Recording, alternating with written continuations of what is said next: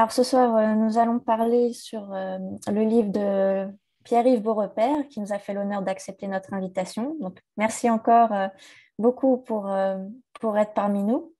Donc votre ouvrage s'appelle Les Illuminati de la société secrète aux théories du complot. Il a été publié chez Taillandier en 2022, il y a tout juste quelques mois. Alors je vais vous présenter brièvement, j'espère ne rien oublier et vous me corrigerez si besoin. Donc, vous êtes un historien spécialisé en histoire sociale et culturelle, précisément de l'Europe des Lumières. Vous avez écrit une thèse en 1997 qui s'appelle L'autre et le frère, l'étranger et la franc-maçonnerie au XVIIIe siècle. Et pour cette thèse, vous avez reçu un prix, le prix Le Monde de la recherche universitaire. Alors vous avez enseigné dans plusieurs universités à travers le monde, San Francisco, Tokyo, Tunis et Bruxelles. Et depuis 2003, vous enseignez dans le sud de la France, à l'université de Nice, Sophia Antipolis. Et vous êtes également membre de l'Institut universitaire de France. Donc, grâce à vous, ce soir, nous allons explorer l'univers de cette société secrète, qu'est les Illuminati, qui fascine rien qu'à l'évocation de son nom. Donc, j'espère qu'on va apprendre plein de choses sur eux ce soir, et j'en doute pas. Euh, Peut-être que certains ne savent pas très bien de quoi il s'agit, donc c'est tout l'objet de cette conférence ce soir.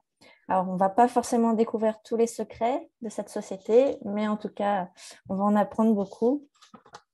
Et donc, je vais vous laisser la parole et j'ai déjà une première question. Qu'est-ce qui vous a amené à travailler sur ce sujet, les Illuminati?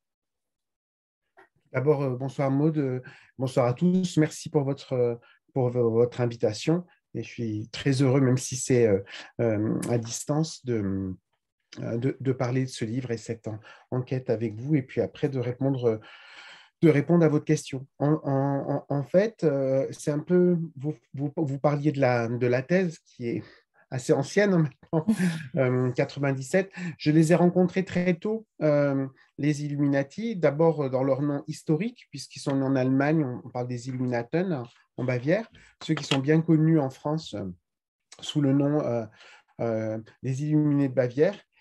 Et à l'époque, je m'intéressais beaucoup à l'histoire de la Révolution.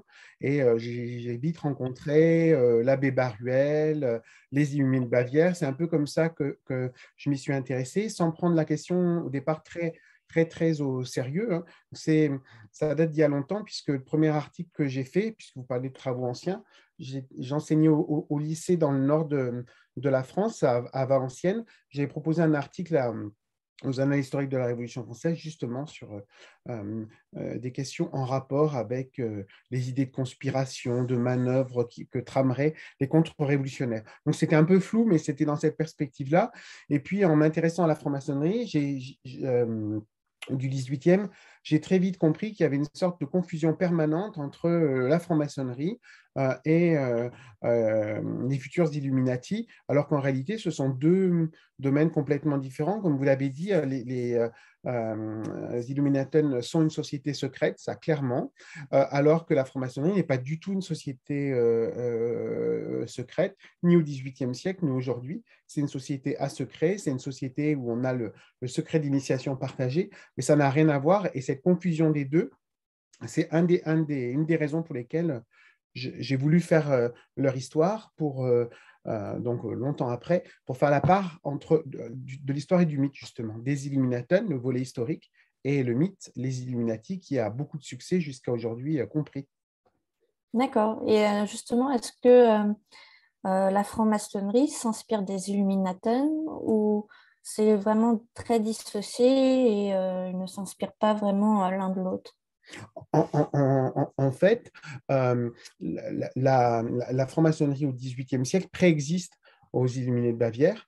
Elle se développe largement en Europe un demi-siècle auparavant, hein, donc elle est vraiment antérieure et elle a déjà une extension européenne des dizaines de milliers de membres. Quand les Illuminati sont créés, eux, en 1776, on peut vraiment dater leur création par un individu isolé, hein, qui s'appelle Weishaupt, Johann Adam Weishaupt, qui est plus connu sur son nom d'ordre, hein, sous son nom d'ordre, son nom de guerre, hein, si on veut, Spartacus, qui a marqué bien sûr les contemporains. Et en réalité, lui, il vient au sens propre cannibaliser les ressources de la franc-maçonnerie, capter ses effectifs, créer parfois des faux ateliers pour recruter, pour que de nouveaux francs-maçons soient en fait membres des Illuminati sans le savoir. Donc c'est vraiment c'est le même siècle, mais pas la même époque. Et c'est vraiment les Illuminati qui viennent vampiriser les ressources de la franc-maçonnerie en tant qu'institution, hein, ce qui n'empêche pas certains francs-maçons d'être des Illuminati épanouis et des Illuminati des francs-maçons épanouis. Mais il y a une structure qui vampirise l'autre. Et puis, on n'est pas du tout dans le même ordre de grandeur. La société secrète, c'est 2000 à 3000 membres dans son expansion maximum au milieu des années 1780. La franc-maçonnerie, rien qu'en France, à la fin du XVIIIe siècle, c'est 40 à 50 000 francs-maçons. Donc, l'ordre de grandeur n'est pas du tout le même. Je pense que c'est la différence entre une forme de sociabilité caractéristique de son temps, ouverte, qui est la loge maçonnique et la franc-maçonnerie, hein, ouverte en direction de la société et du public, même si elle a une dimension discrète, alors que de l'autre côté, on a une authentique société secrète. D'accord. Et les Illuminés de Bavière, sont-ils restés qu'en Bavière ou bien, comme la franc-maçonnerie, ils ont eu un impact dans chaque pays, une petite société dans chaque pays, ou bien ils étaient restés vraiment en Allemagne? Alors, au départ, c'est vraiment un projet bavarois parce que leur fondateur, donc le futur Spartacus, est professeur à Ingolstadt, une ville de taille moyenne, une petite ville bavaroise, mais marquée par la présence des jésuites. Donc, on est dans une partie de l'Allemagne très particulière, l'Allemagne catholique, alors que l'Allemagne du XVIIIe siècle, c'est vraiment une mosaïque d'États, plus de 300 États, avec notamment de nombreux États protestants. Et les Illuminati, pour répondre à votre question, effectivement, ne restent pas qu'en Bavière, hein. Ils se développent en Allemagne, sur le Rhin, en direction de Berlin, même dans l'Empire de manière générale, puisque ils sont très bien implantés à Vienne, la capitale de l'empereur Joseph II. Et puis, il y a des tentatives que je suis dans le livre de les implanter hors de l'espace germanique. Alors, un peu en Russie, ils ont un correspondant en Angleterre, mais surtout en France. Dans les années 1785, on a un de leurs émissaires qui vient pour installer les Illuminati. Alors là, on voit vraiment que c'est une cellule clandestine, hein, à Strasbourg et à Paris, et puis un autre qui part prospecter, parce que c'est vraiment des voyages de prospection en vue de futurs recrutements en Italie, jusqu'à Naples, hein, qui est une des grandes villes européennes du XVIIIe siècle. D'accord. Et, excusez-moi, j'ai oublié Oui. de dire, il y a même un projet d'implantation en Amérique, dans les Carolines, où on a quelques correspondances qui permettent de le documenter et qu'ils appellent Élyséeum, hein, puisqu'ils ont une fascination à la fois pour les Champs-Élysées, pour les antiques, hein, une fascination aussi pour les mystères d'Éleusis. Voilà, donc ils ont un projet d'implantation dans les Carolines. Et c'était avant l'indépendance des États-Unis ou ça Alors, s'est fait après? c'est après la déclaration d'indépendance, mais D'accord. c'est le projet dans les Carolines est antérieur à 1783, antérieur au traité de Versailles. C'est vraiment entre les deux, quand on ne sait pas encore qui va l'emporter. Est-ce que ce sont les insurgents américains, comme on les nomme alors, ou alors bien la métropole britannique. Et ça, c'est intéressant parce qu'il y a des correspondances entre eux qui font dire finalement, si les Britanniques l'emportent, ben, ils auront besoin de développer la population dans certaines régions encore périphériques des 13 colonies britanniques d'Amérique du Nord. Si c'est les insurgents qui l'emportent, ils seront contents d'avoir aussi des populations pour grossir le nombre de colons. Donc, ils ont vraiment un projet, pour le coup, de colonisation, même d'achat de quelques esclaves pour les aider à se développer. Donc, c'est vraiment dans le cadre de cette époque-là, et c'est assez intéressant de voir qu'effectivement, il a une capacité à se projeter cet ordre au-delà simplement de l'Allemagne. Et puis, puisqu'on parlait de l'abbé Baruel tout à l'heure, ça n'est pas que les Illuminés de Bavière. Le point de départ, c'est la Bavière, etc. Mais votre date est intéressante, votre question est intéressante pour la date, parce que 1776, donc la déclaration d'indépendance américaine, c'est aussi l'année où Weishaupt crée les Illuminaten, et dans la sphère complotiste, puisque le volet de l'enquête, il y a le volet historique et le volet conspiration, on a toujours ramené les Illuminati ensuite à 1776 en disant, vous voyez, en fait, on a 1776, c'est l'indépendance américaine, mais en réalité, la signification profonde de la date, c'est la naissance des Illuminati, c'est leur volonté ensuite de faire main basse sur le monde, etc., etc. D'accord. Alors, vous mentionnez tout à l'heure des correspondances. Sur quelle source avez-vous mené vos recherches? Est-ce qu'il y a, comme c'est une société secrète, est-ce qu'il y a quand même des documents sur lesquels on peut travailler ou c'est très difficile de les trouver? Alors justement, ce qui est intéressant dans le cas des Illuminaten, c'est qu'il y a un paradoxe, sans doute parce que Weishaupt était lui-même était professeur, parce qu'on a des administrateurs, parce qu'on a des étudiants, puisque l'objectif au départ, c'est de recruter des étudiants pour les former à la guerre qui imagine entre les Lumières et les anti-Lumières. C'est une société qui a produit beaucoup d'archives. Et c'est une société, alors c'est un paradoxe pour une société secrète, mais c'est vraiment important. Elle a produit beaucoup d'archives, beaucoup de lettres. Du maître à ses disciples, des disciples entre eux, beaucoup d'instructions aux nouveaux membres, mais vraiment beaucoup des listes de membres, etc., beaucoup de documents. Et en fait, on en trouve sans arrêt. Quand je corrigeais les épreuves du livre, quelqu'un a vu sur des mentions de l'éditeur, etc., que le livre allait sortir, et quelqu'un m'a dit, j'ai acheté lors d'une vente aux enchères une lettre pour un collectionneur américain. On va savoir pourquoi une lettre isolée, mais enfin bon, c'était comme ça. Et il me dit si vous voulez, je vous la communique. Et j'ai pu l'intégrer au moment de la correction des épreuves. Donc, on trouve tout le temps de nouveaux documents. Et ça, c'est vraiment intéressant. Ça permet de renouveler la connaissance qu'on a de l'ordre, de découvrir, en commençant l'enquête, alors que je m'intéressais aux Illuminati depuis longtemps, je ne connaissais pas du tout leur projet américain, par exemple. Donc le projet Elyséum. Donc, vraiment, on trouve toujours de nouveaux documents. Et ce qui est intéressant, c'est que ceux qui ont voulu démasquer les Illuminaten, les révéler au public dès le milieu des années 80, c'est-à-dire au sommet de leur développement, ils ont été vraiment frappés brutalement par les autorités qui ont dit, bien, la meilleure façon de punir ces gens, de montrer à quel point ils sont pour eux néfastes, eh c'est de les rendre publics. Donc, les autorités ont fait non seulement des procès retentissants à certains membres des Illuminati, mais surtout ont publié ces documents, ces listes de membres, etc., etc. Vous voyez. Donc, effectivement, il y a un rapport très, très particulier et aux archives et à la documentation, déjà pour les Illuminaten. Alors, ça les a perdus à un moment donné, mais ça fait aussi le bonheur des historiennes et des historiens parce que ça permet justement, pour faire la part de l'histoire, là, d'avoir vraiment une documentation très riche. Alors, la plupart des correspondances sont en allemand, hein, mais on a aussi de la documentation en français, en différentes langues européennes. Et voilà, la seule barrière de la langue, mais pour ceux de ma génération, on a souvent fait de l'allemand, mais c'est l'allemand. Mais il y a beaucoup de choses qui ont été plus ou moins bien mais traduites par la suite. Donc voilà, je n'avais pas de problème d'accès en tout cas à la documentation, D'accord. si ce n'est qu'elle a été dispersée un peu partout entre l'Europe et les États-Unis, c'est tout. Et est-ce que vous avez trouvé des documents qui évoquaient les règles de cette société?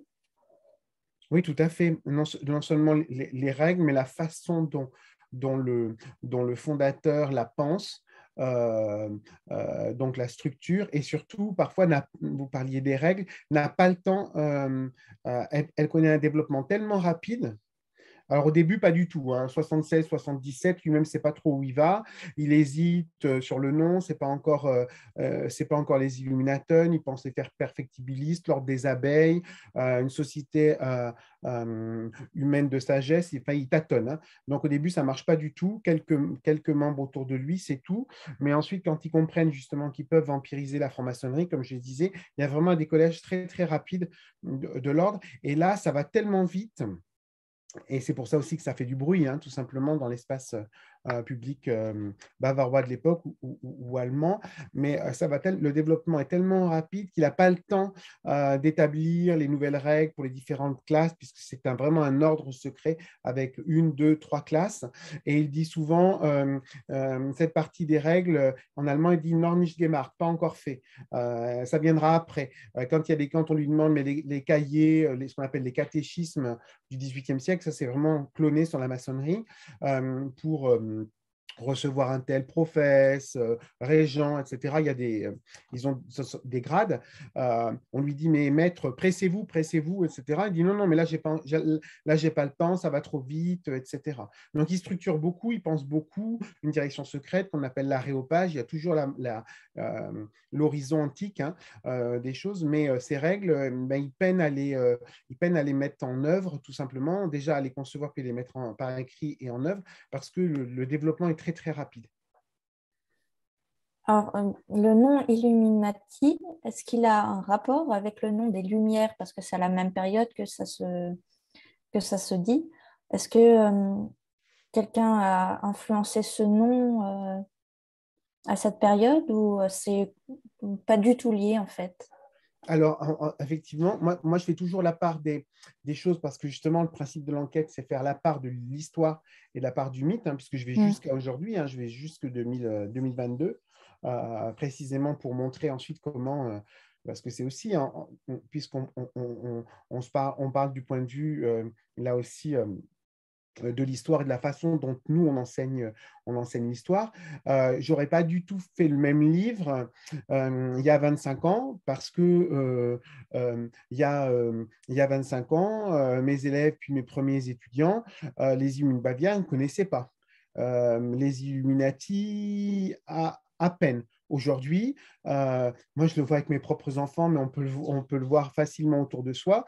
Tout le monde a entendu parler des Illuminati, croient connaître leurs symboles, y compris ceux que je prends dans le livre. La dimension est vraiment différente, hein. Donc, c'est un sujet qui a changé de nature précisément parce que la partie mythe, y compris dans une perspective conspirationniste, est venue recouvrir la partie historique. Là encore, je parlais de l'actualité, quelqu'un qui me dit ah ben j'ai trouvé une nouvelle lettre, etc.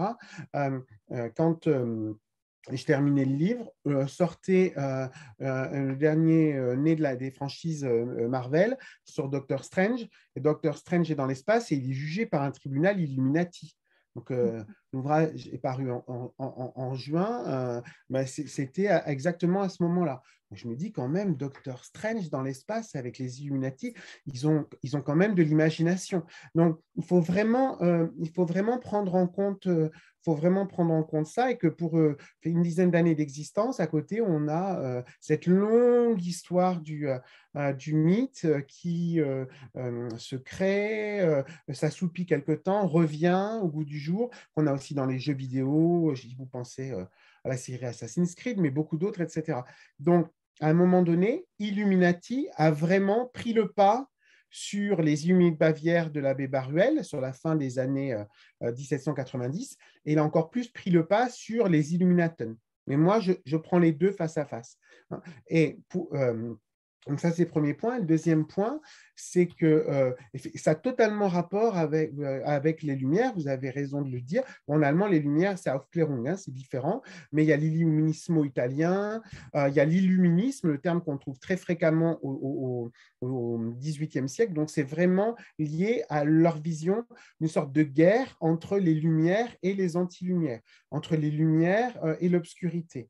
Hein, et au-delà de l'obscurité, l'obscurantisme. Donc ça, c'est très, très marqué chez eux. Et d'ailleurs, un de ceux qui informe l'abbé Baruel, donc l'un de leurs principaux ennemis et dénonciateurs, il parle de l'illuminatisme.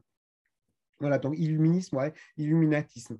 Donc, on est vraiment dans ce cadre-là. Mais j'ai trouvé quelques mentions donc, du terme là, pour le coup latin, Illuminati, dans des correspondances de l'ordre ou qui parlent de l'ordre, surtout celles qui parlent de l'ordre.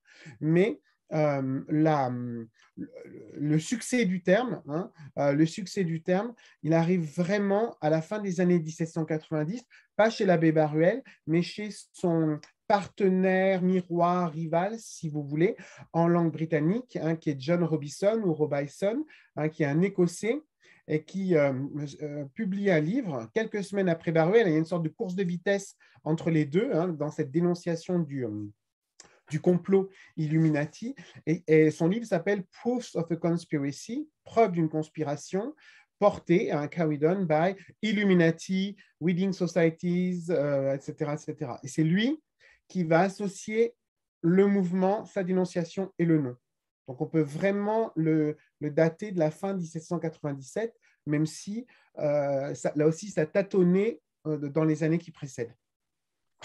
Alors, comment justement, si le but était d'être secret, comment ça s'est passé pour qu'il soit connu finalement? Alors, plusieurs raisons. La première, je dirais, c'est la rançon de la gloire. C'est un mouvement qui je dis oui, tâtonne, mais décolle ensuite très Oui. vite. Donc, il accueille des princes, puisque l'Allemagne, c'est une mosaïque d'États et de princes, y compris des princes qui resteront fidèles aux Illuminatons et qui vont les recueillir, les réfugiés, y compris quelqu'un comme Weishaupt en exil, hein, jusqu'à la fin de sa vie. Il va mourir en 1830, donc tardivement, hein, le prince de Saxe-Gotha-Altenbourg, une petite principauté allemande, hein, entre Gotha et Weimar. Donc, il y a d'abord le succès qui fait qu'à un moment donné, les informations commencent à arriver aux oreilles de la police, hein, et de manière générale de tout ce qui est le pouvoir d'État, hein, et le pouvoir ecclésiastique dans l'espace germanique. Des membres aussi qui trouvent qu'ils ont été maltraités par le fondateur, hein, qui est vraiment quelqu'un de pas très... Il a un beau projet, mais lui-même est quelqu'un de suffisant, de méprisant. Donc, il se fait beaucoup d'ennemis. Des gens qui trouvent qu'on a favorisé la réussite dans l'ordre de tel ou tel, alors qu'eux auraient dû être mieux traités. Donc, à un moment donné, des sortes de repentis, hein, si vous voulez, du secret, qui commencent à faire connaître un certain nombre de choses, d'abord par des documents confidentiels, par des plaintes internes, mais à un moment donné, comme on trouve qu'on ne répond pas à leurs attentes, eh bien, tout simplement, ils commencent à faire fuiter ces informations-là dans l'espace de la presse, du livre. Il y a beaucoup de pamphlets qui paraissent dans les années 83-84.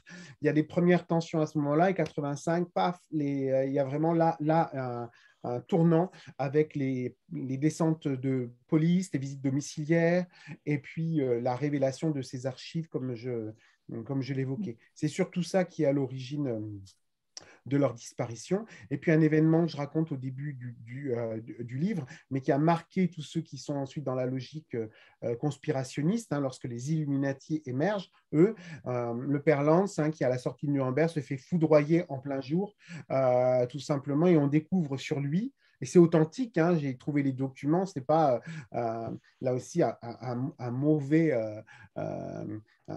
scénario de film complotiste. Non, non, non. Il se fait vraiment foudroyer. On trouve des documents secrets de l'ordre sur lui. Et là, à un moment donné, les autorités ne peuvent plus faire comme si ça n'existait pas, et qu'on on pourrait régler le problème de manière discrète. Alors, vous imaginez pour les complotistes, des gens qui se disent justement les illuminés, se faire foudroyer par Dieu, c'est forcément un signe de la providence qu'il est temps de mettre un terme à leur existence en tant que société secrète. D'accord. Et le fondateur, justement, il avait quels objectifs? Et par la suite, après son décès, comment la société a évolué par rapport à leurs objectifs? Et je précise que je ne sais pas si vous voyez que Jean-Michel a levé la main. Ah oui, Non, mais Michel. juste, c'était pour préciser, pardon. Excuse-moi, Maud. C'était pour préciser, quand tu as parlé tout à l'heure, Pierre-Yves, tu as parlé de vampiriser la franc-maçonnerie. Est-ce que le terme que tu as employé correspondait à une intention, une malveillante, si tu veux, ou c'était simplement prendre dans la franc-maçonnerie des outils? Ou est-ce que tu peux préciser simplement le sens du mot que tu as Oui, employé? oui, volontiers, parce que c'est vraiment une question qui est à l'origine de beaucoup de malentendus, hein, comme je le disais. Moi, quand je dis vampiriser ou parasiter la franc-maçonnerie, j'utilise vraiment les termes d'un point de vue de la métaphore biologique, hein. C'est-à-dire qu'il y a vraiment une idée qu'on va créer, par exemple, y compris de fausses loges, hein, qui sont des loges des Illuminati, mais qui ne sont pas de loges maçonniques, mais qui ont toute l'apparence d'une loge maçonnique pour que les futurs francs-maçons entrent dans ces loges-là et ensuite se trouvent finalement sous la direction, non pas d'une loge classique avec le vénérable, l'orateur, les surveillants, etc., mais d'une direction secrète des Illuminati. Donc, c'est vraiment dans ce cadre-là. Et je vais préciser mon propos au point que, quand j'évoquais les règles tout à l'heure, à la première classe de l'ordre qui est classique avec les novices, les minervales, etc., on va créer une deuxième classe qui est la plus nombreuse dans l'ordre, plus de 700 membres, qui s'appelle vraiment franc-maçonnerie, Freimaurer en allemand, hein, avec des grades maçonniques d'apprenti compagnon maître, les trois premiers, des grades supérieurs, pour que ceux qui entrent dedans se trouvent tout à fait à l'aise dans cet environnement qui est para ou périmaçonnique, comme on veut, mais ça, c'est vraiment très clair. Et certains membres le savent très bien, ça ne leur pose aucun problème, mais d'autres l'ignorent totalement. Et ce qui est intéressant dans le cas de Weishaupt lui-même, c'est que la même année où il crée les Illuminati, il entre en maçonnerie, 76, mais il a toujours considéré ça vraiment, de considérer que bon, ce qu'il faisait lui était beaucoup plus intéressant, beaucoup plus abouti, que les francs-maçons ne s'impliquaient pas assez dans cette lutte lumière anti-lumière et que lui davantage. Et en revanche, puis ça fera le lien aussi avec la question de Maud, quand d'autres le rejoignent, quand d'autres le rejoignent comme un Allemand très important dans la stricte observance templière, c'était une des obédiences maçonniques importantes en Allemagne à ce moment-là, mais qui connaît une crise de développement interne. Il s'appelle Knigge. Lorsque Knigge les rejoint, lui, à la différence de Weishaupt, est vraiment un maçon convaincu. Donc lui, il voit l'opportunité de recruter non plus des étudiants qui sont donc en devenir dans cet affrontement lumière-anti-lumière, mais des gens qui sont souvent un peu plus âgés, pas forcément de beaucoup, mais un peu plus âgés, et qui sont capables directement de s'engager parce qu'ils ont connu le filtre de l'initiation, pas d'une société secrète, mais d'une société à secret, avec une hiérarchie interne, le fait qu'on accepte de se plier aux lois volontairement, hein, aux lois de l'ordre, etc. Et lui, clairement, il veut développer cette deuxième classe. D'ailleurs, il réussit très bien. Mais lui n'a pas l'idée de parasiter. Il n'a pas l'idée de parasiter, il a l'idée de dire ces maçons ils ne sont pas encore sans obédience, mais ils ont une obédience qui se déchire.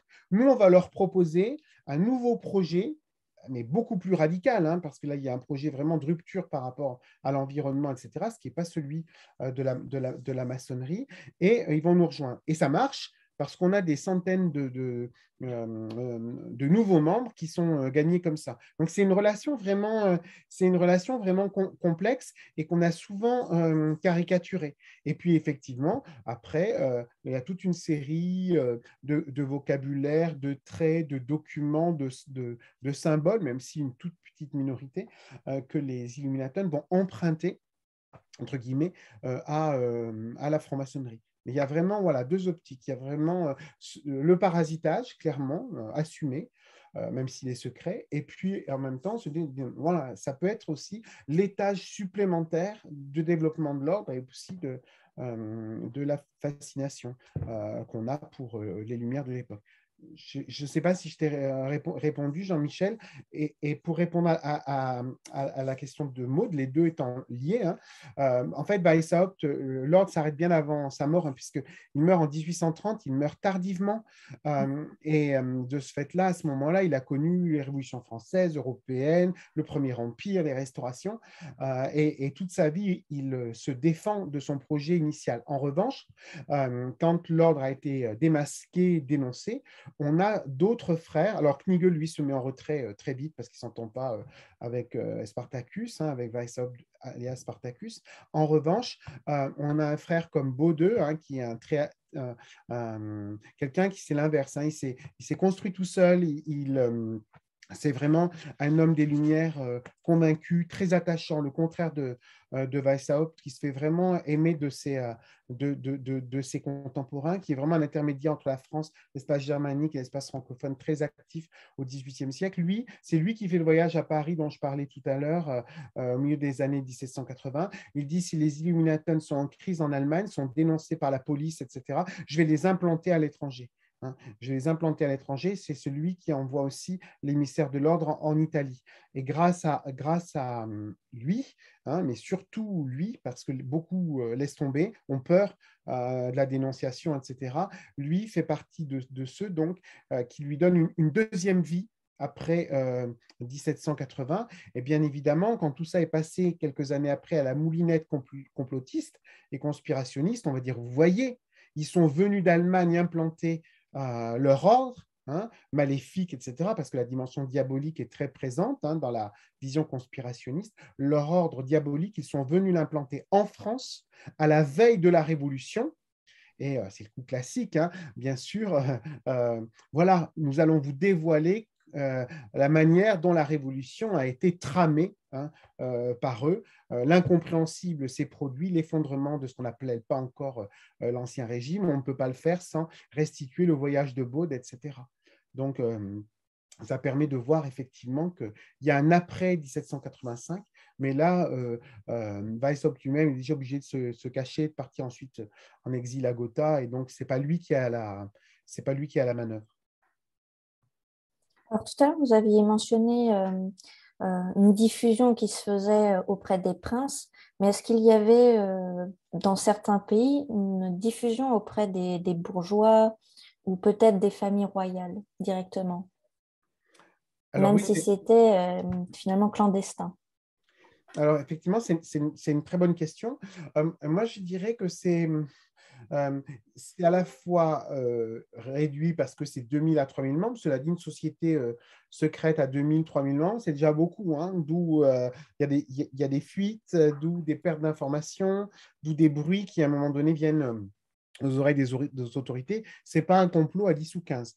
Donc, il y a des têtes couronnées, une douzaine, hein, dans l'espace germanique, comme je l'évoquais tout à l'heure. Il y a des ministres, des hommes d'État. Nous, on pense toujours à Goethe comme poète, mais Goethe ministre, homme politique, en fait partie. À Vienne, autour de Joseph II, beaucoup de réformateurs, ce qu'on appelle les joséphistes, sont des membres très actifs des Illuminatons. Certains, après la dénonciation, entrent en clandestinité, d'autres s'arrêtent, d'autres essayent de se dédouaner, hein, parce qu'on dit toujours, il y a une expression que j'ai trouvée dans une lettre, hein, on a un nouveau membre, un novice qui écrit à celui qui est en quelque sorte son parrain parmi les Illuminatons, et qui lui dit, mais qu'est-ce que je vais faire, etc. Et l'autre lui dit, prudence, parce que l'étiquette illuminée est devenue puante. Est devenue puante, elle va se coller à toi et on va te la ressortir à différents moments de ton existence. Et ça, je l'ai trouvé effectivement, parfois des décennies après, on va dire, ah oui, mais lui, il a été dans sa jeunesse, ou moins dans sa jeunesse, membre des Illuminatons, alors méfions-nous. Donc, c'est vraiment comme ça que ça se passe. Et voilà, donc il y a des étudiants au départ, des professeurs, il y a beaucoup de religieux en rupture avec l'ordre, hein, notamment aussi les anciens élèves des jésuites dont Weishaupt lui-même, qui veulent se débarrasser de la tutelle des jésuites, parce que les jésuites sont dans la tourmente à cette époque-là, et donc dans leur logique dans la logique justement ordre secret, ils se disent ils sont encore plus dangereux parce que ils viennent d'être interdits par le pape, 1773. Il y a vraiment tous les profils. En Bavière, j'ai trouvé le boulanger de la cour, il y a des militaires, des officiers, des diplomates. Il y a beaucoup de gens qui travaillent dans le domaine de la presse et du livre, notamment à Berlin, au point que leurs dénonciateurs vont dire, voyez, ils ont noyauté, c'est très moderne comme approche, ils ont noyauté la presse, ils ont noyauté l'édition, et si vous ne passez pas sous les fourches codines des Illuminaten, vous ne pouvez plus avoir accès à la presse en Allemagne. Tout ça, ça a parlé beaucoup après à ceux qui vont dire au 19e siècle, voyez, ces sociétés secrètes, finalement, elles ont étouffé non seulement l'espace public, l'esprit public, la critique. Voilà, donc c'est vraiment très, très varié comme profil. Et justement, avec la presse, est-ce qu'il y a une influence directe auprès de la population? Alors, moi, je dirais que non. Je dirais que non parce que leur idée initiale, donc, c'est de former les futures générations à une conception militante des Lumières. Ça, c'est celle de Weishaupt et des premières années. Ensuite, c'est d'accélérer le rythme du recrutement parce qu'il y a l'idée que cette guerre lumière, anti-lumière, ce n'est pas un marathon, c'est en train de devenir une course de vitesse. Donc, il faut vraiment accélérer. On ne peut pas se limiter au recrutement des étudiants qui seront actifs dans l'appareil d'État ou ailleurs 1 ou 2 décennies après. Il faut aller plus vite. Donc, on va aussi, pour le coup, essayer de noyauter des institutions, par exemple la Chambre d'Empire, donc, qui est une institution judiciaire à l'échelle de l'Empire. Donc là, pour le coup, il y a vraiment une dimension de prendre le contrôle, en tout cas, d'un nombre clé de magistrats de la cour en question. Donc, il y a cette dimension-là. D'abord, on va doucement, puis ensuite d'accélération. Oui, je dirais qu'il y a vraiment des profils ou des situations très, très différentes, mais c'est pas enfin, le nombre n'est pas suffisant et la volonté ensuite de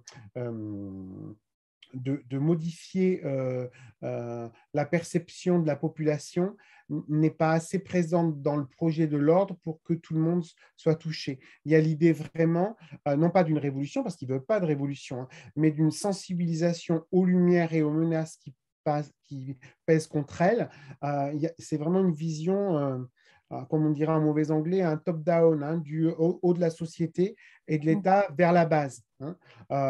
Donc, si on a un certain nombre de canaux qui permettent de diffuser les idées, c'est très bien, mais comme on se veut quand même un ordre secret, on est très, très prudent. C'est plutôt leurs dénonciateurs qui vont dire, regardez à quel point les médias étaient noyautés. Et ça, moi, je fais le parallèle avec forcément avec la vision conspirationniste d'aujourd'hui, où c'est exactement le même type de discours qui est prêté quand on voit l'importance de...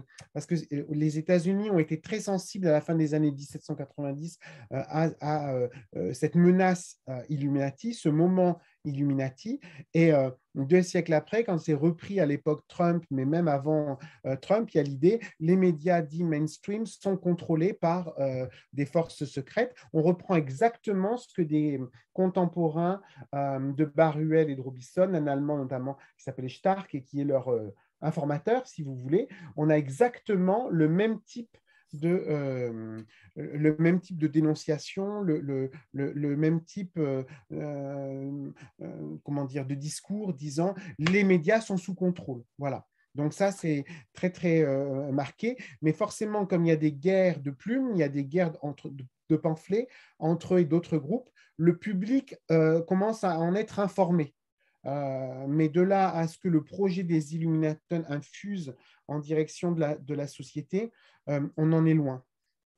D'accord, c'est plutôt encore réservé à une élite finalement et être toujours discret.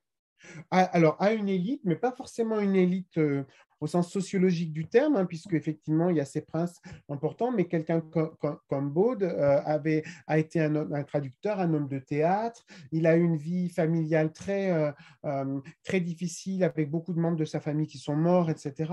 Lui-même, quand il était enfant, il était musicien dans un régiment. Enfin, il n'est pas du tout un aristocrate, à la différence de Knigge, etc. On a vraiment des figures très différentes. Mais vous avez des gens qui sont vraiment convaincus et comme lui, vraiment va se donner corps et âme à l'essor du mouvement. Donc, il n'y a pas vraiment de profil type. Maintenant, c'est sûr que quelqu'un comme Weishaupt, comme Spartacus veut recruter, lui se dit, si je recrute des gens influents dans la société, ils vont m'amener d'autres membres. Donc, il y a vraiment les purs, quelque part, qu'il n'est pas, alors qu'il est fondateur, et d'autres comme lui qui disent, voilà, c'est une guerre, il faut accepter de recruter des gens qui sont pas forcément, qui peuvent être intéressés en se disant, ça va m'aider dans ma carrière, dans mon avancement, etc., et qui sont moins purs que quelqu'un comme Baude. Mais les deux types de recrutement coexistent. D'accord. Tout à l'heure, vous avez bien détaillé comment on glissait finalement progressivement dans les théories complotistes au fil de l'histoire. Je voudrais savoir si vous avez des exemples de théories complotistes dès le 18e, 19e siècle jusqu'à aujourd'hui. Alors ça, oui, effectivement, c'est un gros morceau, hein, puisque les Illuminati, finalement, en termes de durée, comptent plus que les Illuminaten. Hein. Le mythe, tel qu'il a été instrumentalisé dans la perspective complotiste, compte plus et dure beaucoup plus longtemps que l'histoire. Ça commence en fait dès la fin du XVIIIe siècle. Tout à l'heure, j'ai évoqué la course de vitesse entre Baruel et Robinson, de part et d'autre de la Manche. C'est très présent à ce moment-là. Et l'exemple que je prends dans le livre, enfin j'en prends d'autres, mais l'un de ceux qui me semble le plus marquant, y compris pour faire le lien avec votre question jusqu'à aujourd'hui, c'est la manière dont les Illuminati ont franchi l'Atlantique, ont traversé l'Atlantique. Parce que, en fait, à la fin 1797, on discute en Angleterre d'une loi sur les sociétés secrètes. Et puis on en fera une deuxième en 99, etc. Et vous avez à la Chambre des communes des députés, des membres du Parlement, qui vont s'appuyer sur l'ouvrage de Robinson, Proof of Conspiracy, preuve d'une conspiration, pour dire, voyez, le distingué professeur Robinson, hein, c'est un naturaliste, un professeur de sciences naturelles, comme on aurait dit avant, ou de SVT aujourd'hui, qui a une vraie réputation européenne, a dit, voilà, il a porté la preuve de l'existence de cette menace. Et à l'époque, vous parliez de la presse, etc. Là, pour le coup, la presse joue beaucoup aux États-Unis parce qu'on est marqué par l'après-indépendance, hein, la post-révolution américaine. En quelques semaines, les lecteurs de la presse nord-américaine, qui est très polarisée hein, politiquement, savent qu'on discute des Illuminati à Londres, qu'on discute de leur rôle dans les révolutions françaises et européennes.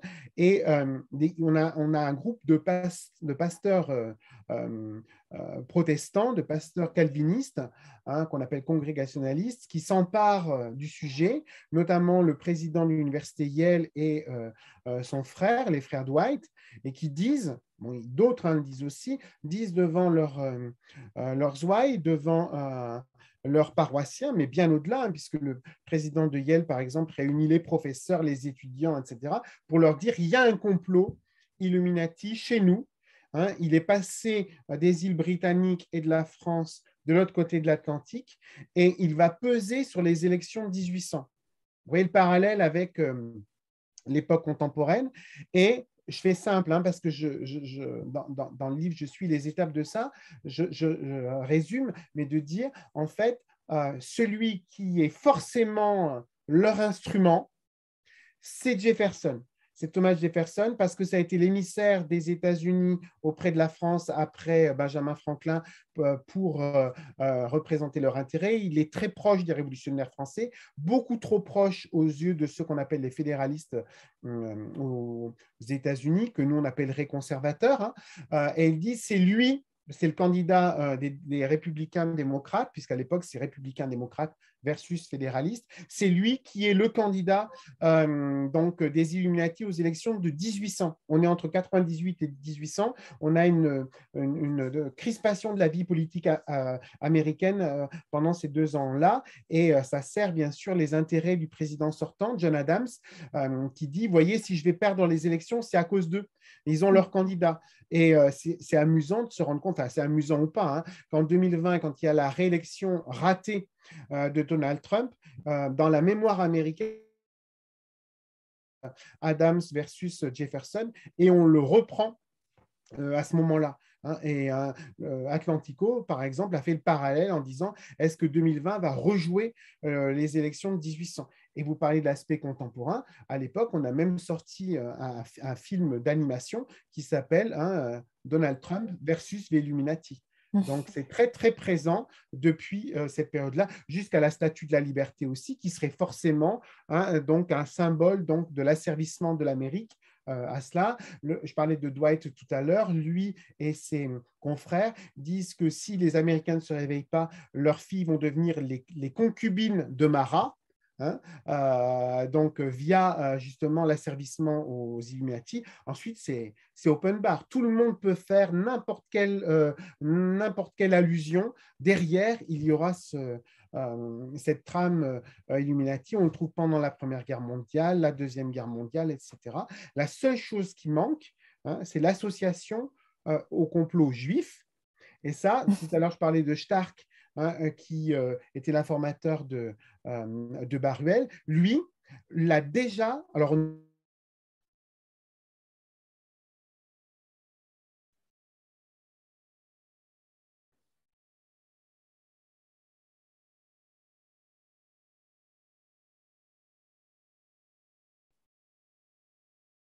il fait courir le bruit que Nicolas et les autres, c'est-à-dire les illuminés à Berlin, ceux de Berlin, étaient juifs, étaient secrètement juifs. Et en disant, voilà, ils auront beaucoup de mal à se débarrasser de cette accusation. Donc là aussi, il faut imaginer qu'il y a vraiment un fil qui court à travers du XVIIIe siècle au XIXe siècle. Je me lève un instant parce que je suis dans la pénombre, alors vous n'allez plus voir que... Pas de problème. Voilà, j'allume la lumière. Et ça ne date pas du 19e ou de la fin du 19e siècle. Il y a vraiment comme ça des fils. Alors certains on les teste et puis ça ne marche pas. On les reprendra parfois 50, 70 ans après. Et d'autres, on voit que le filon fonctionne bien, le fil est solide et celui-là, il va vraiment être tissé autour je dis bien tissé parce qu'en fait, c'est pour le coup raconter une histoire. Le complotisme ou cette dimension conspirationniste, c'est raconter la véritable histoire cachée. Et c'est pour ça, comme je disais, ceux qui vont dire la Statue de la Liberté, parce qu'elle est offerte par la République française, eh bien, c'est une façon de montrer qu'elle est là sous vos yeux, vous en rendez pas compte, mais elle vient symboliser votre asservissement. Quand on va prendre le billet d'1 $ de l'époque Roosevelt, et puis aujourd'hui encore, avec justement l'œil de la Providence, 1776 qui renvoie à l'indépendance américaine dont on parlait tout à l'heure, on va dire mais non, pas du tout. Le 1776, c'est la fondation des Illuminati par Weishaupt. Et il y a même des versions qui disent Washington a été assassiné par les Illuminati et on l'a remplacé par Weishaupt.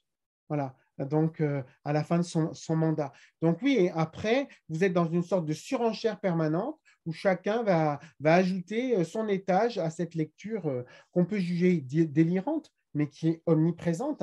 Parce que moi, l'exemple que je prends, y compris pour la couverture du livre, justement pour faire la part des deux, l'œil, la pyramide, etc., ne sont absolument pas des symboles des Illuminati, Mais comme les Illuminati avaient eux-mêmes très, très peu de symboles, la chouette de Minerve, le livre blanc qui reste à écrire, etc., eh bien, leurs détracteurs s'en sont chargés, leur ont attribué un certain nombre de symboles, et c'est ceux-là qui aujourd'hui sont connus et qui font qu'on peut aller sur Amazon et autres fournisseurs du même genre, acheter qui sont mugs, qui sont t-shirts Illuminati avec les symboles en question, etc. Donc à un moment donné, oui, le mythe et sa lecture conspirationniste a recouvert la réalité historique jusqu'à la faire disparaître. Elle devient souvent qu'un prétexte. 1776 a une signification clashée, blablabla. Donc finalement, le triangle sur le billet de banque américain avec l'œil, comme vous l'avez mis sur votre livre en couverture, finalement, c'est pas du tout un symbole Illuminati. Alors en fait, déjà l'œil, c'est celui de la providence, c'est un symbole chrétien, c'est aussi un symbole antique, l'œil d'Horus, il y a plein d'interprétations possibles. La pyramide inachevée, c'est vraiment un symbole très largement partagé au XVIIIe siècle, mais il y a aussi des mentions hein, qu'on a, vous parlez du billet de banque, alors nouvel ordre des siècles, alors bien évidemment, à chaque fois que un dirigeant va dire nouvel ordre des siècles, on va dire regardez, c'est un message caché envoyé.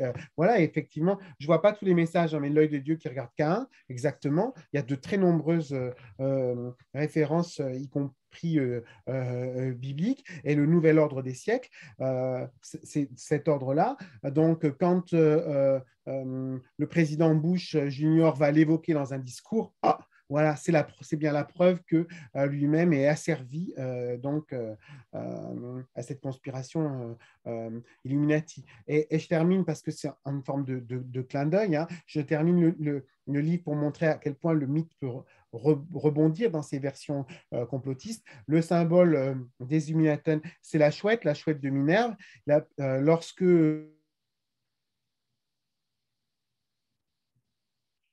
du Covid sur TikTok, la première été du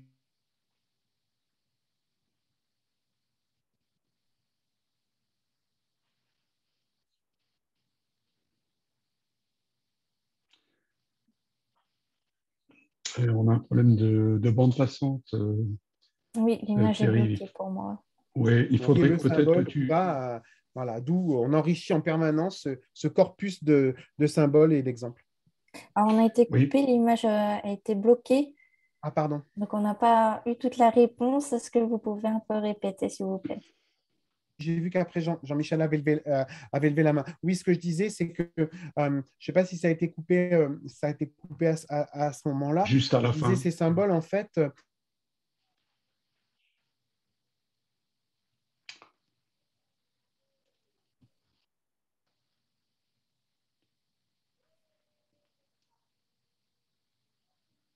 etc.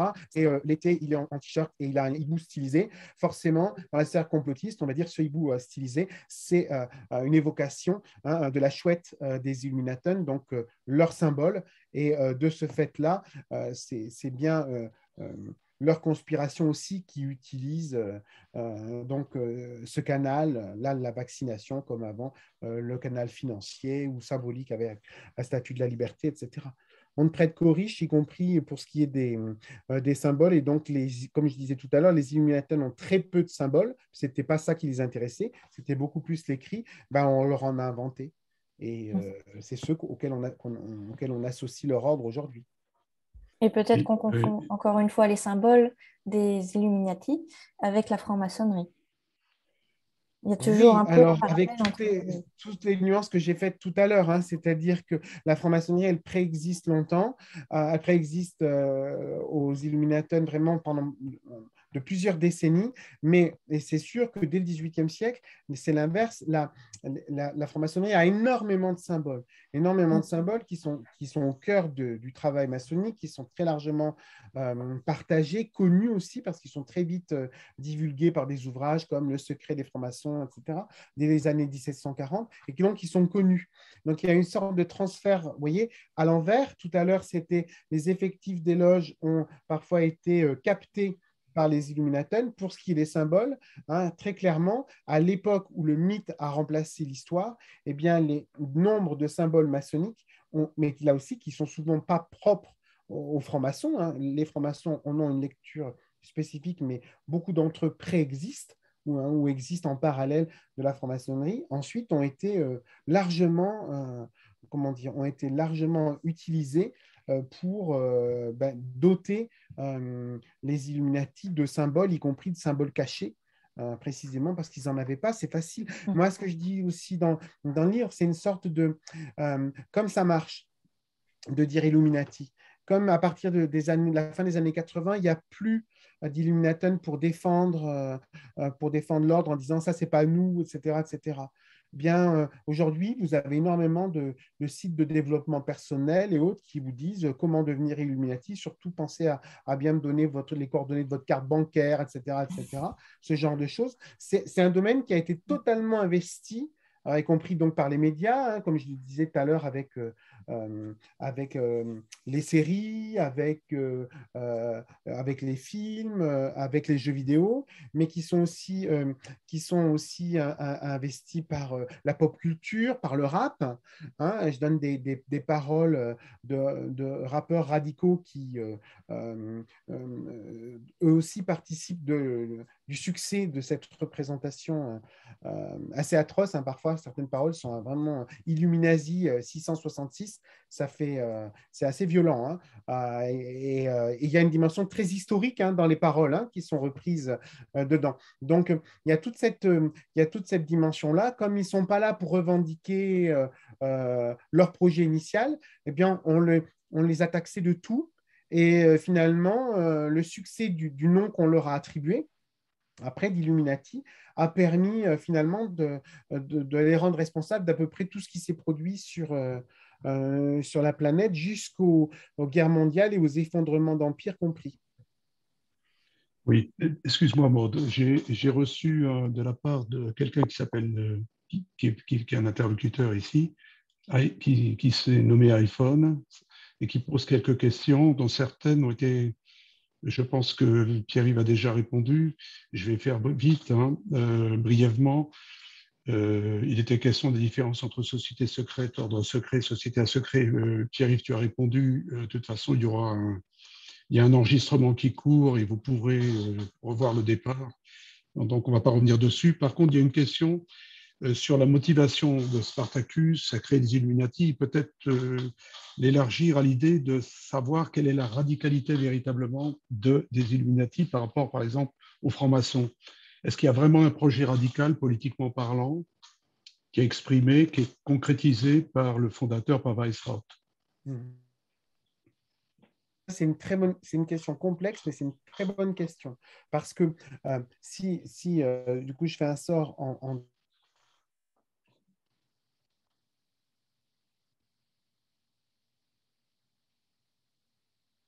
le lieu où on va retisser un lien social, où on va parfois franchir les barrières confessionnelles entre catholiques et protestants dans le monde de l'Empire, etc.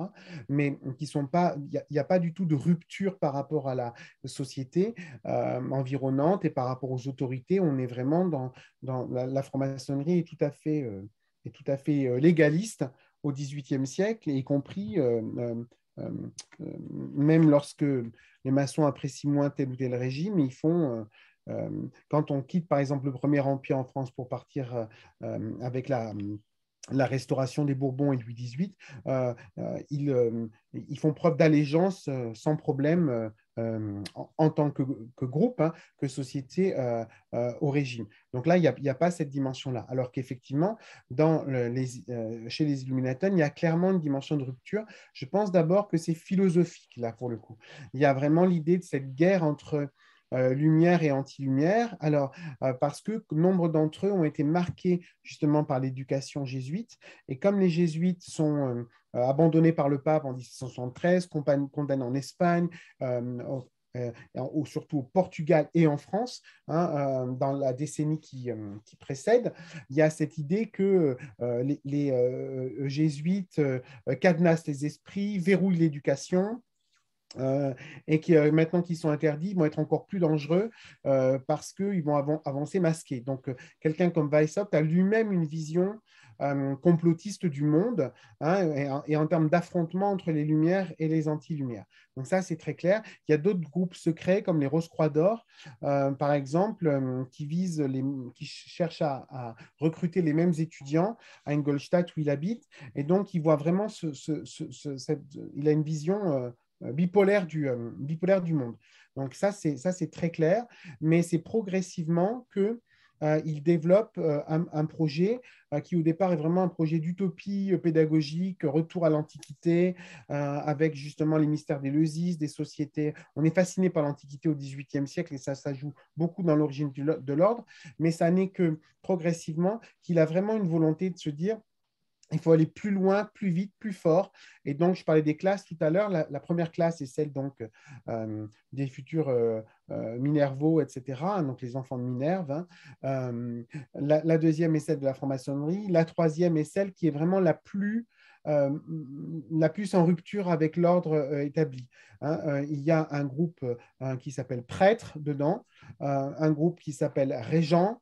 Il y a vraiment l'idée de former ceux qui vont pouvoir prendre le contrôle de la société, des institutions, pour réformer de manière radicale. Donc la troisième classe, hein, celle qui est au sommet de l'ordre, est celle qui est le plus en rupture et celle qui finalement porte le plus le projet de Spartacus. C'est-à-dire pas simplement Weishaupt, ancien élève des Jésuites, en but à son ancien ordre, mais vraiment celui qui est en rupture avec l'ordre existant.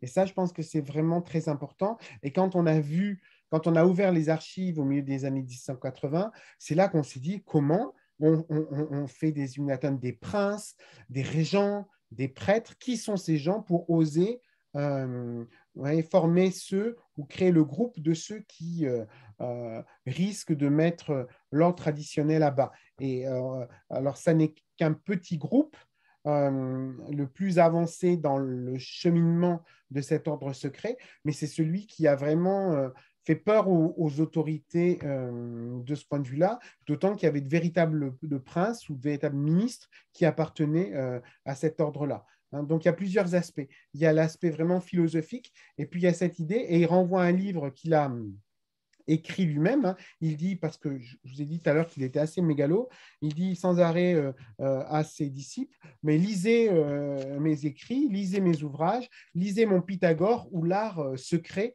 de diriger les hommes.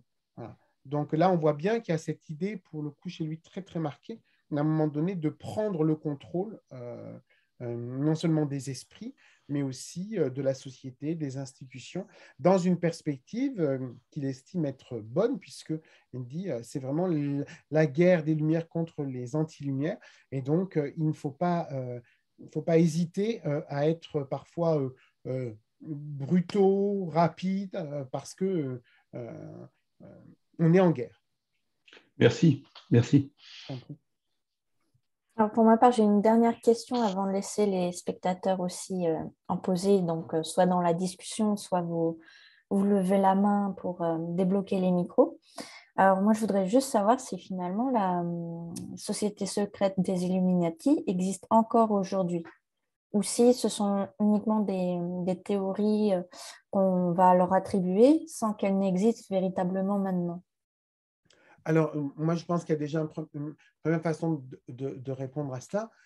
C'est l'aspect générationnel, c'est-à-dire qu'effectivement, il y a ceux qui vivent très longtemps, comme Weishaupt, 1748 jusqu'à 1830. Il y a ceux qui meurent au début des années 90 ou à la fin des années 90, ce qui fait que finalement, quand on change de siècle, la majorité ont disparu, sont en sommeil, ont rompu avec l'ordre parce qu'ils n'ont pas envie d'avoir de problème. L'exemple de Goethe est caractéristique. Hein. Lui, il s'est dit terminé, moi, etc., je prends mes distances.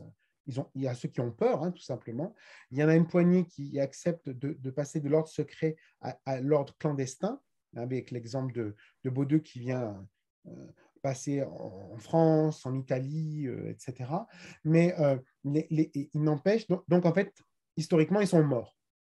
Mais au début du 19e siècle, quand on est à l'âge justement des conspirations qu'on appelle libérales à cette époque-là, hein, qui sont au sens de contestataires de l'ordre établi, hein, les Carbonari et d'autres, souvent c'est tentant de se considérer comme les héritiers spirituels des Illuminati, parce que de se dire, voilà, nous aussi, on veut faire triompher les Lumières contre l'obscurantisme, combattre l'Ancien Régime, cette fois on peut parler de l'Ancien Régime, etc.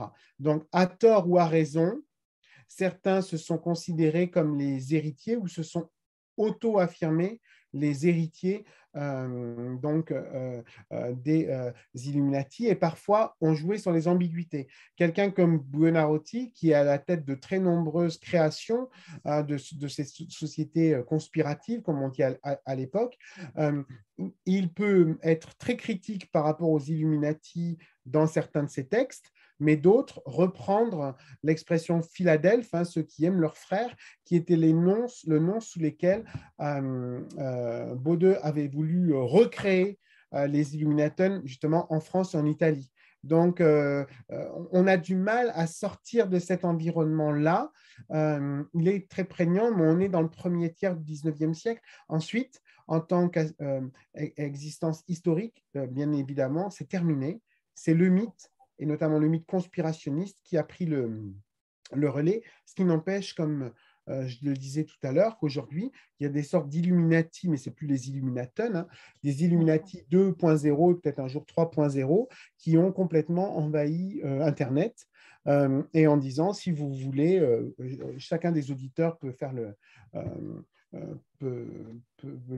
l'expérience, en faire l'expérience lui-même. On crée des sites internet et autres, des communautés de développement personnel, en disant rejoignez-nous parmi les Illuminati. Donc, il n'y a pas du tout de raison que ça disparaisse, puisqu'en fait, ils se sont affranchis de leur enveloppe historique pour être dans une enveloppe mythique d'un côté, conspirationniste de l'autre, et puis les deux s'enrichissent mutuellement de toutes sortes de délires, ce qui fait qu'on peut dire qu'historiquement, ils n'existent plus, mais ils n'ont jamais été aussi présents qu'aujourd'hui. Ça perdure en fait. Ah oui, parce que là, moi, j'ai pris l'exemple d'Assassin's Creed, Unity pour la Révolution, mais quand il y a le redémarrage justement de la présence dans l'espace public des Illuminati, c'est Tomb Raider, à l'époque où il y avait le jeu vidéo et le film, hein, et Tomb Raider, donc Lara Croft, assiste à une réunion secrète des Illuminati à Venise. Donc, vous voyez, 2 décennies après, vous avez la franchise Marvel. Bon, ça ne dure pas longtemps, hein, mais il suffit qu'il y ait cette vous voyez, référence, hop, tribunal secret dans l'espace, paf, c'est les Illuminati. Donc, en fait, c'est comme des sortes de résurgence de rivières. Quand vous dites que la rivière s'est asséchée, paf, elle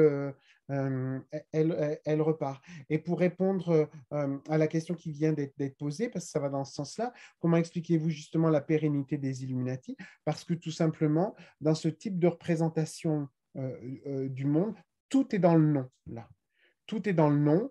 Ce nom a eu du succès, alors qu'une Bavière, bon, ça s'épuise. Vous imaginez les projets de Weishaupt avec Perfectibilis, je ne suis pas sûr que en termes d'image, hein, y compris pour vendre le mythe, ça aurait aussi bien marché qu'Illuminati. Donc, il y a un chapitre qui s'appelle La fortune du mot, hein, forgé par Robinson. Ça joue énormément. Ça joue énormément. Ça permet de placer derrière toutes nos peurs, tous nos fantasmes. Hein. Et ça joue de manière très, très forte. Et vous voyez, il y a un domaine qui ne marche pas du tout, dans la nébuleuse Illuminati, c'est la question du sexe. Il y a le pouvoir, hein, il y a la violence avec la révolution, mais il n'y a pas de sexe. Manifestement, ça n'intéressait pas du tout Weishaupt et les siens. Et qu'ont fait les frères Dwight? Si vous ne luttez pas contre les Illuminati en Amérique, vos filles deviendront les concubines de Marat. C'est-à-dire qu'avec imaginons, hein, c'est un pasteur très conservateur qui dit ça, ce à quoi il imagine, repris ensuite par la mouvance QAnon aujourd'hui, c'est l'idée que derrière le complot satanique où on trouve les Illuminati, il y a forcément une dimension pédocriminelle qui est le cœur du projet de la vision du monde par QAnon. Donc voilà, même quand le sexe n'y est pas, vous voyez, on l'a réintroduit par ce biais-là. Donc, en fait, il n'y a absolument pas de raison que ça s'arrête parce que la machine, voilà, c'est ça, la machine est sans arrêt relancée, hein, et de nouveaux supports apparaissent. Hein, regarde, aujourd'hui, c'est Internet, c'est les séries, c'est les jeux vidéo. Le premier roman gothique aux États-Unis, en 1800, c'est Julia et le Baron illuminé. Donc, vous voyez, il y a plus de 200 ans d'investissement donc de la sphère de la fiction par les Illuminati. Et je pourrais ajouter Rihanna, princesse Illuminati, Rihanna, princesse Illuminati, le rap radical dont je parlais tout à l'heure avec Mathieu Cassel, Illuminati nazi 666, tout y est. Donc, il n'y a pas de raison que ça s'arrête parce que à chaque étape, hein, eh bien, vous avez un réinvestissement, une réécriture derrière. Au début, c'était le complot des protestants chez certains, des catholiques chez d'autres, puis c'est devenu Weishaupt et juifs. Hein, donc, ce sont les juifs qui sont à l'œuvre derrière les Illuminati. Ça, comme je vous l'ai dit tout à l'heure, ça commence très tôt, dès la fin des années 1780. Ça ne s'arrête jamais. Hein. Et celui qui avait très bien compris ça, je trouve, c'est Umberto Eco dans l'un de ses derniers romans, hein, Le cimetière de Prague, où il fait justement la figure donc centrale, diabolique hein, du roman, et quelqu'un qui, par son grand-père, se rattache aux informateurs et aux correspondants de Baruel, et qui explique que finalement, à chaque fois qu'on veut éliminer des adversaires, on réécrit une page, on recompose cette grande conspiration qui serait à l'œuvre partout et que les autorités ont vocation à disparaître. Merci beaucoup à tous. Merci Pierre. Alors, il y a une question qui a été posée. N'est-ce pas lié aussi au flou de l'idéologie des Illuminati qui permet de mettre ce qu'on veut derrière? Alors, je suis totalement d'accord.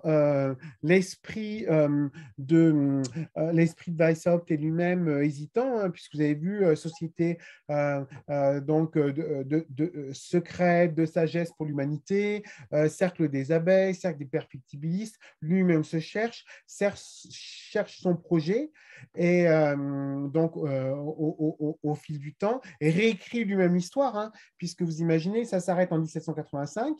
Lui vit jusqu'en 1830, il a le temps de défendre son œuvre et de produire l'essentiel de son œuvre après leur disparition. Donc, il y a vraiment une dimension de flou. Et on pourrait se dire, mais ce flou, c'est très, très embêtant, mais c'est le contraire. Parce que comme c'est flou et qu'on a des symboles très forts, des images qui viennent se greffer sur une réalité mouvante, oui, comme sur les francs-maçons tout à l'heure, ben finalement, on peut leur prêter énormément, et d'autant plus que historiquement, comme pour répondre à la question de Maud tout à l'heure, ils ne seront pas là pour dire mais non, non, ça, c'est pas nous. Donc, en fait, ça devient ensuite une sorte de caméléon, de mécano en voie de recomposition permanente, hein, de boîte à outils ouverte où vous pouvez prendre des symboles, des arguments, d'autres, et puis monter ça à votre convenance pour expliquer les problèmes du moment. Je termine juste mon explication là sur Trump. Hein. Pensez quand même que dans le film en question, hein, Trump est dans l'espace. Quand il lutte contre les Illuminati. C'est un clone chinois. Hein. Alors, ne me demandez pas pourquoi, le scénario est totalement délirant. Et les aliens sont les Illuminati. Donc, ça veut bien dire que, alors, qu'ils sont partout parce qu'ils sont nulle part. Hein, et qu'on peut vraiment, le nom a masqué finalement à la fois l'inexistence, mais aussi le fait qu'on a peur. Moi, je dis dans le livre que c'est l'histoire de nos peurs passées, présente et future, et que ça se prête très très bien, et que même lorsque finalement le mythe se ringardise, parce que souvent dans l'histoire du mythe, il y a des phénomènes de ralentissement, de baisse d'activité, il suffit qu'un jour quelqu'un reprenne l'histoire, il viendra ajouter un nouveau chapitre. On n'a pas parlé des Templiers jusqu'ici, mais dans l'origine du complot des Illuminati, ils ne sont que la version moderne. Dans la Révolution française, on va dire que c'est eux qui ont pris le relais des Templiers, vouant aux gémonies le pape et le roi de France. Voilà. Et alors, vous pourrez me dire, oui, d'accord, les Templiers, etc. Mais alors, regardez comment ça fonctionne bien aussi, le secret des Templiers et autres. Et tout à l'heure, je parlais d'Assassin's Creed Unity. On commence la cinématique du jeu vidéo par Jacques de Molay, sur son bûcher, voit en gémonie le roi de France et le pape. Donc, en fait, on recycle en permanence des vieilles histoires en leur ajoutant de nouvelles pages, de nouvelles figures, et on les actualise. Donc, il n'y a aucune raison que ça s'arrête. Ils ont trouvé le filon capable de s'auto-régénérer en permanence. Et ça fait vendre aujourd'hui en plus. Oui, tout à fait. Louis Pujard a une question. Je vois qu'il lève la main. Oui, j'espère que vous m'entendez bien. Oui, très bien. Très bien. Déjà, merci beaucoup pour votre intervention, c'est très intéressant. Merci à En vous. fait, j'aurais deux questions. La première, plutôt sur le côté historique, est-ce qu'on peut, à votre avis, parler de complot ou de théorie du complot dans un cadre d'Ancien Régime, dans ce qu'on appelle aujourd'hui l'Ancien Régime? Est-ce que justement cette notion de complot n'est pas intrinsèquement liée à la période contemporaine avec ce qu'elle charrie comme comment dire, liberté de penser, etc. Et la deuxième question, ce serait plutôt sur un point de vue pédagogique, à votre avis, et didactique. Qu'est-ce qu'on pourrait imaginer, à votre avis, et qu'est-ce qui serait intéressant, en fait, à mettre en avant autour de cette question, justement, d'historiciser un petit peu les Illuminati, etc., avec possiblement, et c'est ce que vous évoquiez, les représentations qu'ont déjà nos élèves, les jeunes, en fait, en général, sur ces questions-là.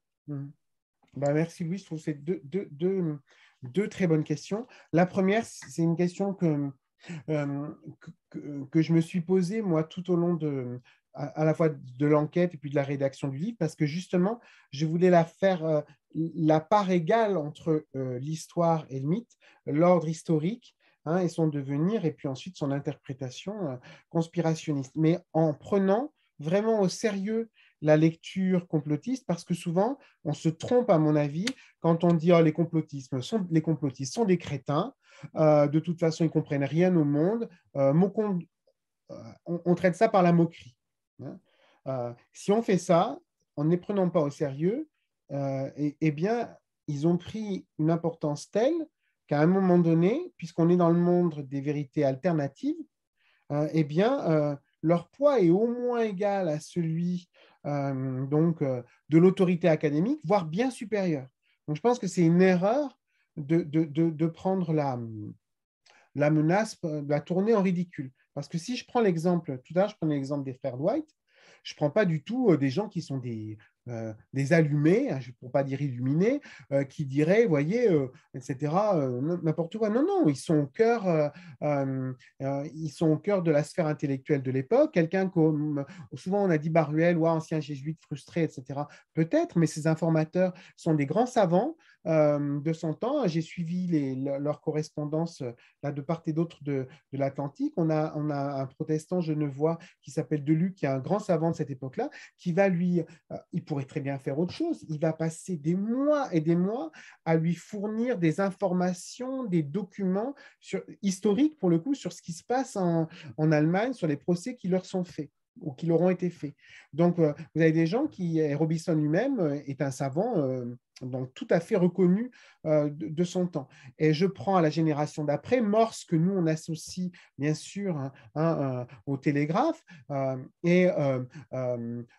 Morse, et à l'alphabet qui porte son nom, est l'un de ceux qui est le plus virulent pour dénoncer l'emprise des Illuminati aux États-Unis, premier tiers du 19e siècle. Et vous pouvez aller ainsi jusqu'à la fin du 19e ou ou du XXe siècle. Donc, penser que ce sont des gens qui sont finalement largués par la modernité du monde, hier comme aujourd'hui, et qui se réfugient dans la sphère conspirationniste avec une vision complotiste des choses parce qu'ils sont perdus, à mon avis, c'est très réducteur et on ne comprend pas du tout comment ça fonctionne et que là aussi, ça touche énormément de monde.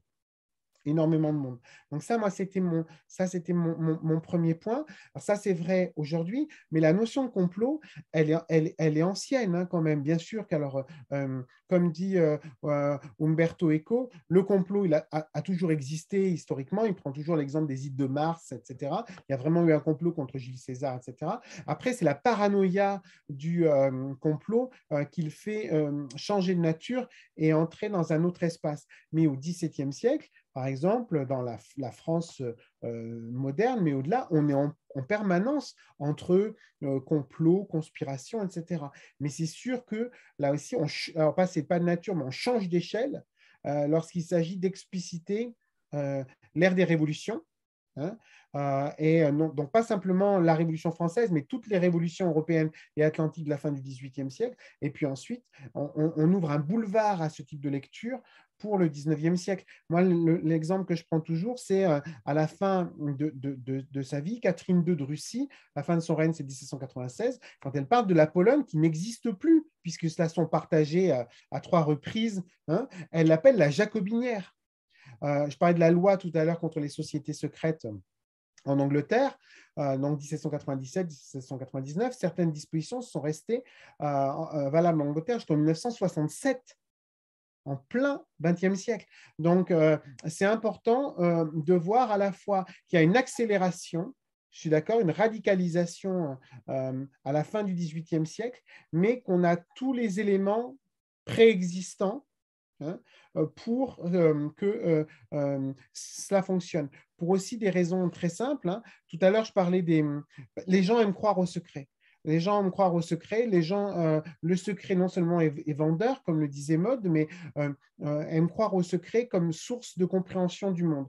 Et ça, c'est pas nouveau. Ça explique que parfois, vous pouvez avoir même des gens qui font des blagues, hein, ou des gens qui ont des inventions plaisantes qu'on prend au sérieux. Tout à l'heure, je parlais des rose-croix d'or. Il faut les distinguer des rose-croix du XVIIe siècle. Mais la rose-croix au XVIIe siècle, au départ, c'est un canular d'étudiants. Et ce canular d'étudiants, les gens l'ont pris au sérieux et il y a une vraie société des rose-croix qui a été créée.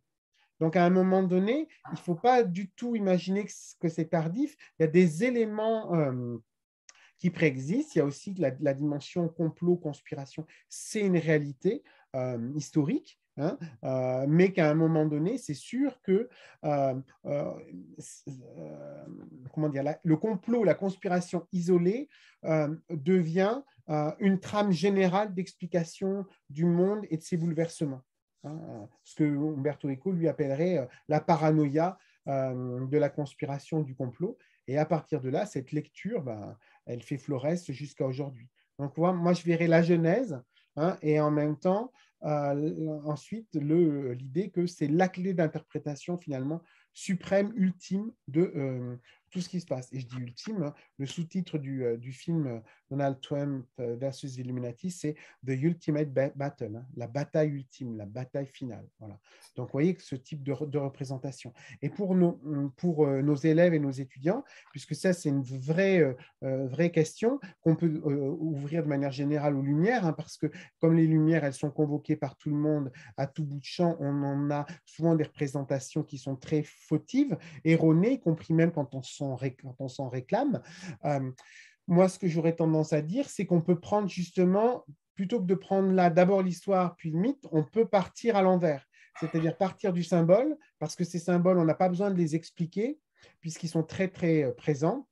Et on peut prendre, pour le coup, Rayana, le billet d'$1, etc., et voir et démonter cela, démonter la mécanique complotiste comme façon d'expliquer le monde en disant il suffit d'un terme ou d'un rapprochement pour que s'ouvre derrière toutes sortes d'explications, de clés cachées révélées révéler au public, hein, ou prendre la Statue de la Liberté finalement et voir ça, puisque j'évoquais ça tout à l'heure comme une sorte de monument cheval de Troie Illuminati aux États-Unis, pour de dire à l'origine du projet de Bartholdi ou même qui préexiste, voilà ce qu'on voulait en faire et voilà comment ensuite on est passé de l'un à l'autre. Mais c'est compliqué parce qu'en fait, ce n'est pas du tout un jeu égal entre l'histoire et le mythe. Le mythe a vraiment clairement pris l'ascendant sur l'histoire. Donc, effectivement, déconstruire, c'est compliqué. Et surtout, je pense que la meilleure façon de faire, c'est de prendre au sérieux. C'est de prendre au sérieux, c'est de surtout pas, traiter ça par le mépris, en disant voilà, c'est les gens qui comprennent rien, qui se réfugient là-dedans. Non, non, pas du tout, pas du tout. Mais c'est compliqué, ça je veux bien croire. On peut prendre encore une ou deux questions si quelqu'un en a. Alors, soit lever la main, soit poser dans la discussion. Et pour le coup, le temps de faire le lien avec une éventuelle nouvelle question, je suis tout à fait d'accord avec l'abbé Baruel, c'est très présent, avec Robison, c'est très présent, mais preuve d'une conspiration. De Maistre aussi va dans le même sens. Il dit même, hein, je cite l'extrait, et c'est repris dans un rapport diplomatique. Je n'ai pas eu le temps d'en parler beaucoup avec le prince, hein, donc le roi de Piémont-Sardaigne, mais on parle d'une véritable menace. Donc, vous voyez, avec beaucoup de sous-entendus, d'une véritable menace, hein, de ces illuminés sur l'ordre du monde.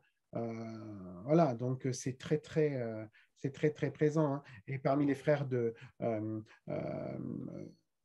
Maistre, hein, le comte de Maistre était lui-même à la fois un magistrat à Turin, mais lui-même avait été un franc-maçon très actif, et ils font partie de tous ceux qui, quand les révolutions sont arrivées, ensuite on considérait qu'il fallait absolument rompre avec leur passé, parce que sinon, ça pouvait leur attirer des ennuis, ou surtout, ils s'étaient tellement approchés du précipice qu'ils considéraient une forme d'autoculpabilité sur leur capacité à lézarder l'ordre ancien, traditionnel, et que donc il fallait rompre tout à fait avec lui.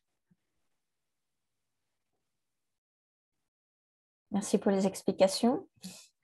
Donc, alors, il n'y a pas d'autres. Ah, s'il y a un commentaire. Vous parliez d'un lien avec les Templiers, les films Benjamin Gates. N'hésite pas à faire le lien avec les Illuminati. Tout à fait, tout à fait. Et là aussi, ça fait partie des films contemporains que j'évoque. Alors aujourd'hui, en fait, là aussi, tous ces films se démonétisent rapidement auprès de la génération suivante qui va leur préférer de nouvelles références. C'est pour ça que je parlais de Marvel. Mais dans les films donc de la série enfin, autour de Benjamin Gates, tout y est là. Les pères de l'indépendance américaine, reçus templiers dans un grenier par le grand-père, ces références permanentes, toujours l'idée de crédibiliser ça avec des archives, mais qui ont un sens caché.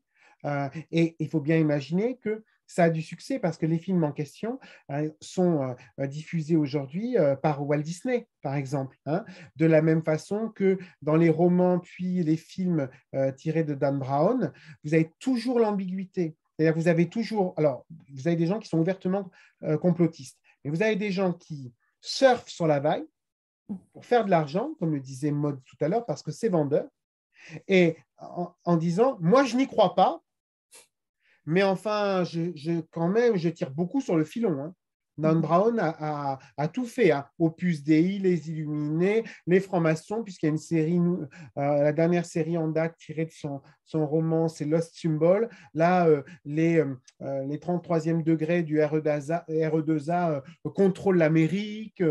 Bon, c'est totalement fantasmatique si on veut, mais ça marche. Voilà. Donc, effectivement, les films grand public passent, ils sont renouvelés par d'autres, mais la constante Illuminati reste, même si effectivement elle change de support, d'espace, juste, vous voyez, jusque dans l'espace, on peut comment dire, la refaçonner à tout moment, juste dans House of Cards aussi, avec une cérémonie secrète qui est plus inspirée du Bohemian Club californien auquel assiste Underwood, mais qui est en même temps pour le contemporain et le conspirationniste de base. Pour eux, derrière, c'est la main des Illuminati. Donc oui, tout à fait. Il y a une constante parce que c'est une sorte, là aussi, de boîte à outils, non seulement ouverte, mais qui peut intégrer sans arrêt de nouvelles pièces, de nouvelles possibilités. Donc, il n'y a aucune raison que ça s'arrête parce que lorsqu'elle semble épuisée, elle ralentit, mais 20 ans après, on va la ressortir. On va la ressortir, la relooker, la reformater pour le besoin du moment.